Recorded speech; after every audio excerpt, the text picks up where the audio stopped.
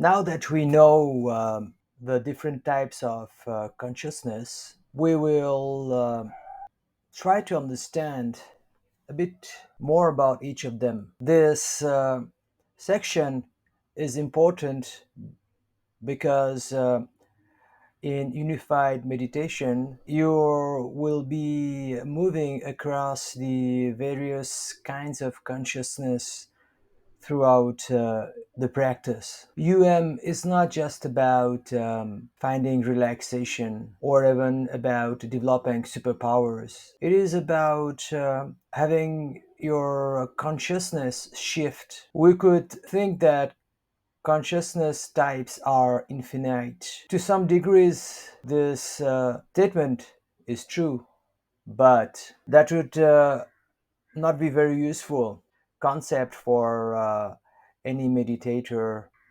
If we want to improve our consciousness and move towards the ultimate consciousness, if there is anything as such, then we need to have some standard types of consciousness. To that end, I have used the seven chakras or center of consciousness as the standard to categorize the various infinite consciousness into the shortest possible list. In fact, this is very common across most of the meditation and spiritual books. I will be using the frameworks that I discussed earlier, or the diagrams, as you have come to understand them. So you can see on your right and below, I'll be using the format 1, format 2, format 3 diagrams, talk about each of the 7 COCs, and then I will be talking about them with reference to the framework of my second book, Overcoming Suffering, which uses the diagram that we have seen here. So let us start. The first chakra is often known as the root chakra, is found at the area near the anus. The general perception about these people is that they are very materialistic and easily threatened. They are focused on security. In terms of the formats of happiness that they usually follow, it would be format 1. They tend to live for the moment. Then, in terms of seeing the world, for them, nothing that cannot be perceived by the five senses is real.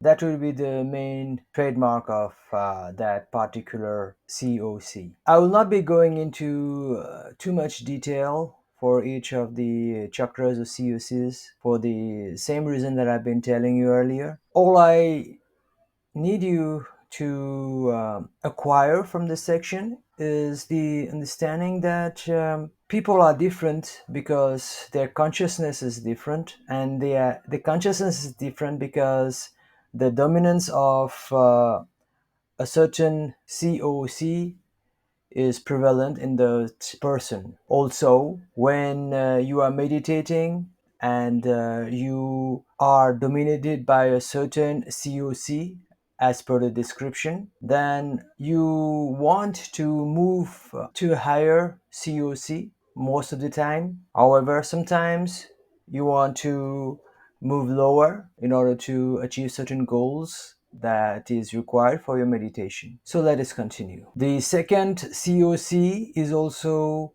referred as the sex chakra. However, it's not only about sexuality here. This particular consciousness revolves around relationships as per the 6 aspects of living.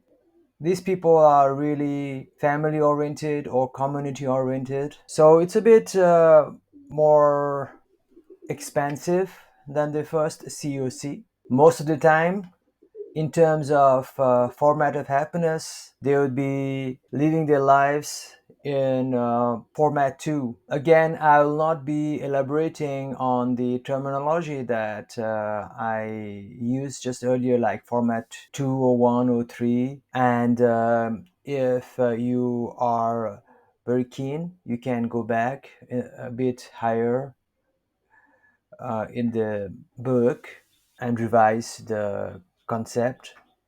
And if you do not do so, then it suffices to be aware that there is some changes in each of the chakras and the consequent consciousness shift that occurs in each of them is mostly a format 3 type of living. This is more leadership type of consciousness. People dominated by this particular consciousness have a big picture view and are willing to make sacrifices for the betterment of people who are not even in their close relationship. This is what marks mostly this format 3 life, that is sacrifices. The third chakra people will have more vision and more energy to materialize their visions. When someone is dominated by the fourth COC or the heart chakra, then this person tends to become more spiritual oriented. He would be tired of materialism and would want to be free from it. In this fifth chakra, which is located in the throat area, the person develops a higher ego and goes for the pursuit of knowledge and its teachings. The sixth chakra is located in the area between the two eyebrows, and you can feel it in your pituitary gland. At this consciousness level, the world seems very different than in the earlier chakras. There will be lots of clarity. Focus will be on the aspect of living, of liberation and enlightenment. The seventh chakra, or the crown chakra, which is located at the top of the head, is also referred to the thousand petal lotus, or the crown of the chakra of the thousand suns. In your height of unified meditation or any other similar meditation, you will be able to experience sensations, if not electric zaps, in that particular chakra. Someone in that consciousness will be fully able to see the world in a unified way. He will be able to see the actual forces that control the universe. Those who are able to express themselves and have got some kind of vocabulary will be able to express their findings and visions to the world. But those who do not have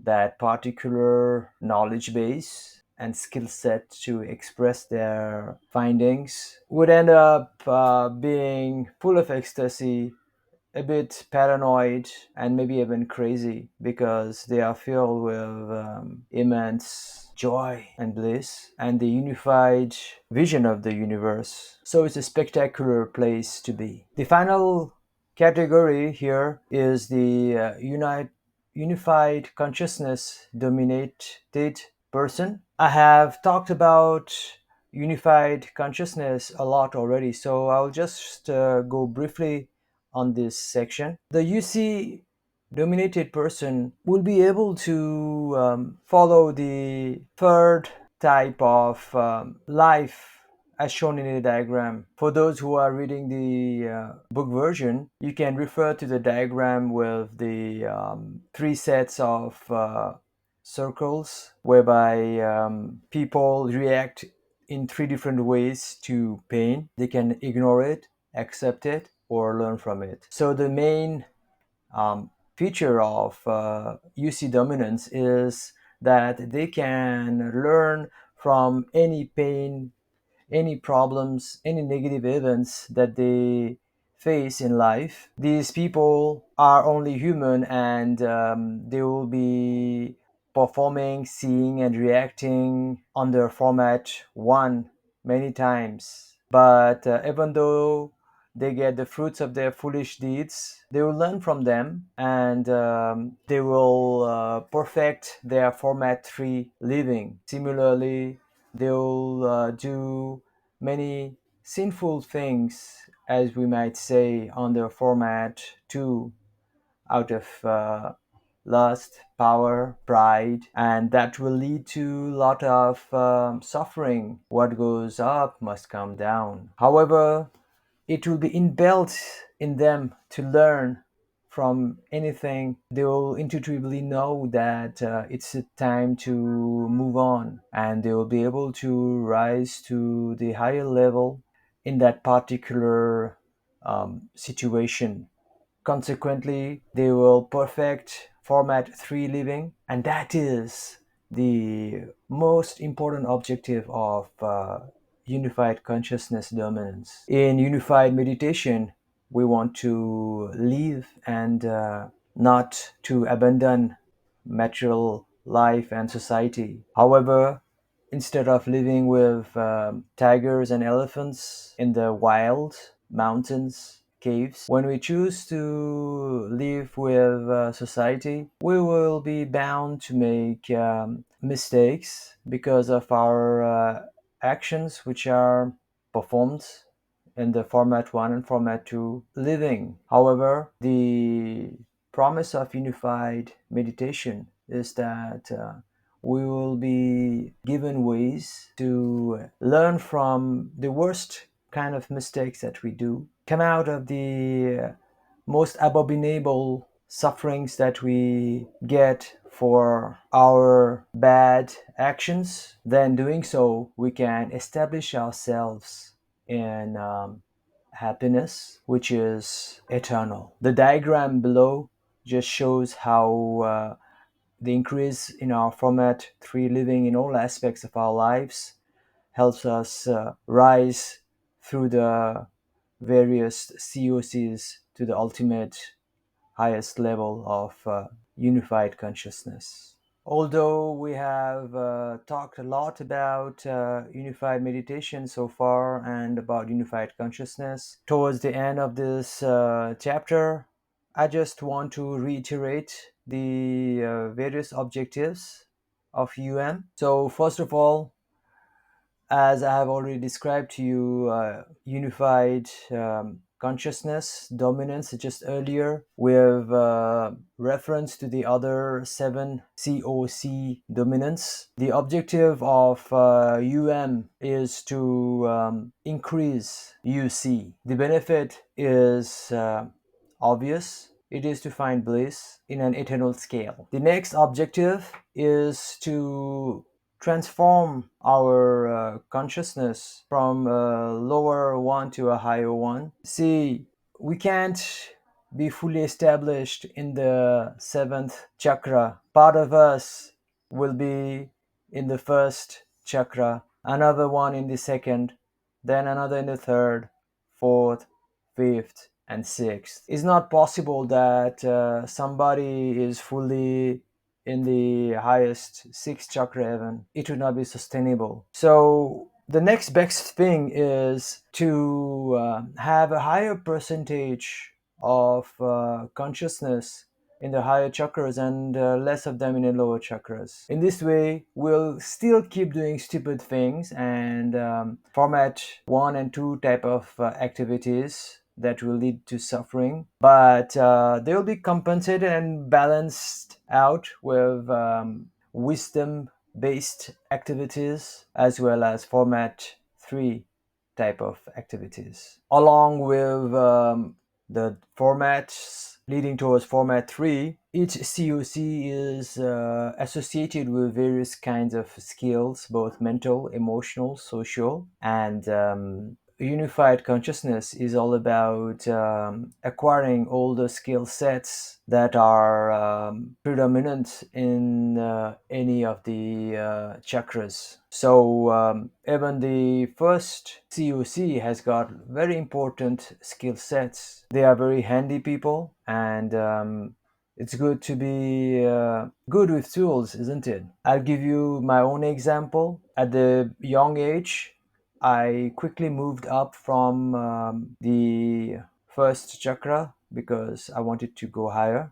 But later on, I realized that I didn't have the skill set like fixing a broken door or leaking faucets, which are very predominant of the first chakra. So in my unified meditation, I meditated in order to make my first chakra more active. Consequently, now I'm getting better to become a handy man. So, unified meditation is all about rising to higher COCs as well as lower one. Here, higher means better state, more complete stages. The third objective is following from what I just said earlier. Unified meditation is a very powerful practice with which you can literally transform yourself from a man to a tiger, from a tiger to a monkey, from a monkey to an elephant, from an elephant to an ocean, from an ocean to a cloud, from a cloud to a sun, from a sun to a human being, and from a human being maybe back to some animals or some rock, and eventually into an angel or a god. And all that is possible through the right center of consciousness or COC mix. I'm sure that you were able to understand the various comparisons I made earlier, which were meant basically as a metaphor instead of as literally. In short, unified meditation is a very powerful tool.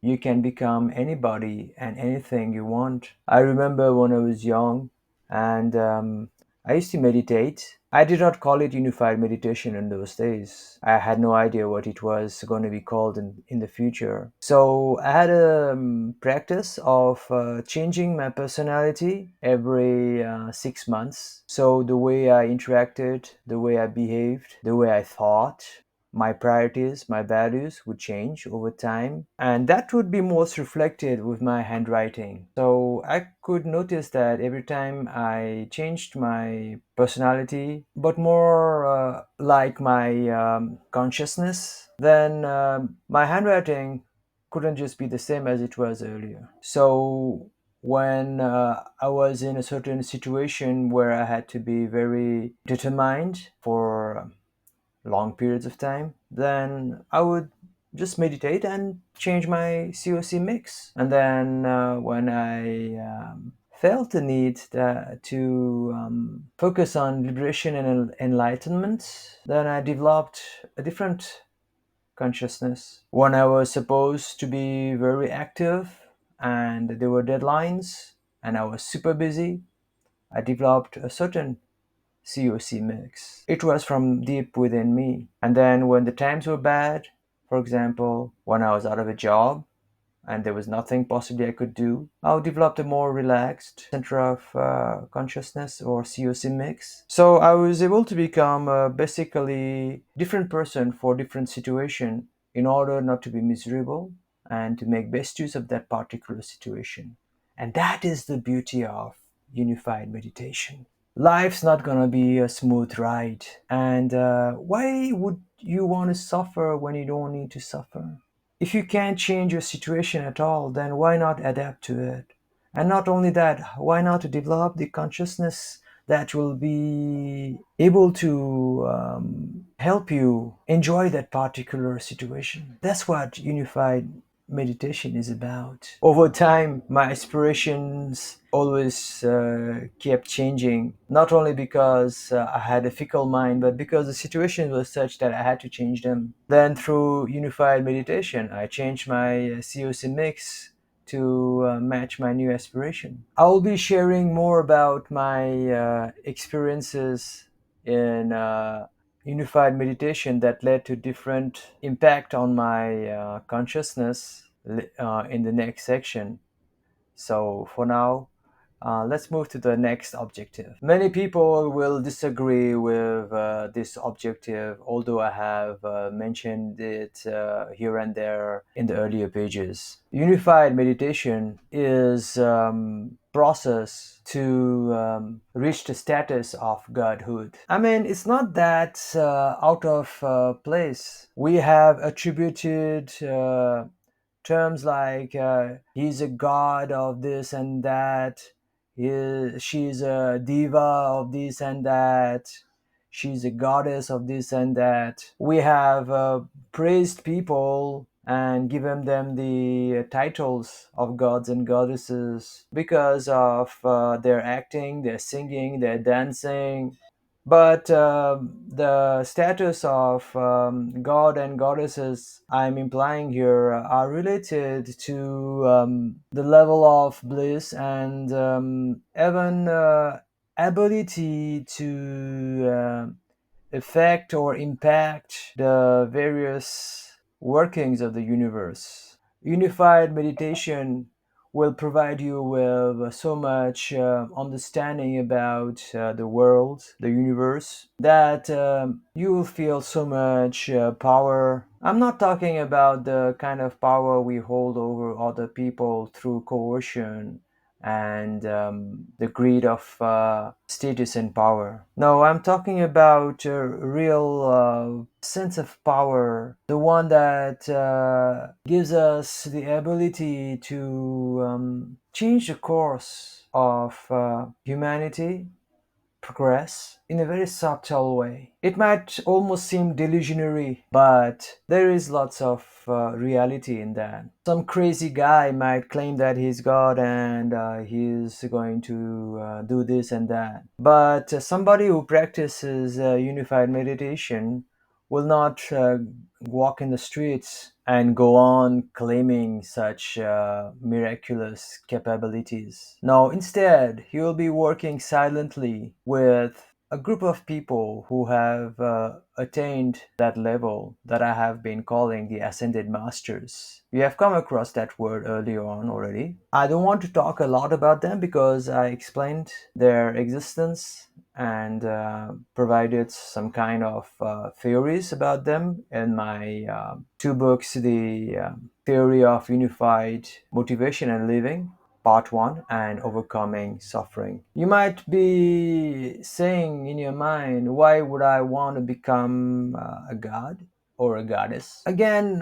reaching that level is not about being worshipped by the world or becoming the next Jesus. No, it's about a sense of quiet power, as I told you, and infinite achievement. It's about knowing everything. Reaching godhood doesn't mean that bad things don't happen to you. Oh no. The Hindu scriptures talk the most about the state of godhood through the stories of Krishna and Rama. They both undergo a lot of problems, that is, despite being gods. But the difference is they particularly enjoy those suffering and they know that they are the cause for them to do certain things. So if bad things didn't happen, then they would not be able to act in certain ways that justify their actions. Let's say there is a bad guy and that particular god is